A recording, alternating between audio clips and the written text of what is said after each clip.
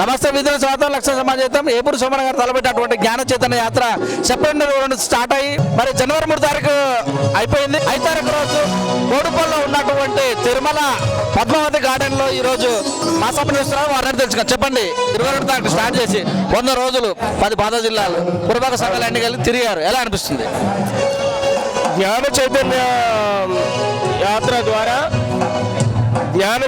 యాత్ర ద్వారా ఒక గొప్ప అనుభవం వచ్చేసింది. ప్రజలను కలవడం అనేది, ప్రత్యక్షంగా పోయి ప్రజలను కలవడం అనేది నా జీవితంలో మర్చిపోలేనటువంటి అనుభవం. ఇన్నేళ్ల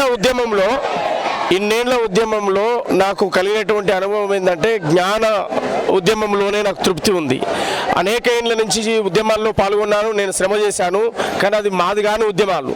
కానీ ఇది స్పష్టంగా నా జాతి వర్గాలకు, నా ప్రజలకు ఉపయోగపడేటువంటి జ్ఞాన ఉద్యమం. ఈ జ్ఞాన ఉద్యమం ద్వారానే ప్రజలు భవిష్యత్ ఎదిగే తరాలు చైతన్యవంతం చేస్తానటువంటి నమ్మకం నాకు ఏర్పడ్డది.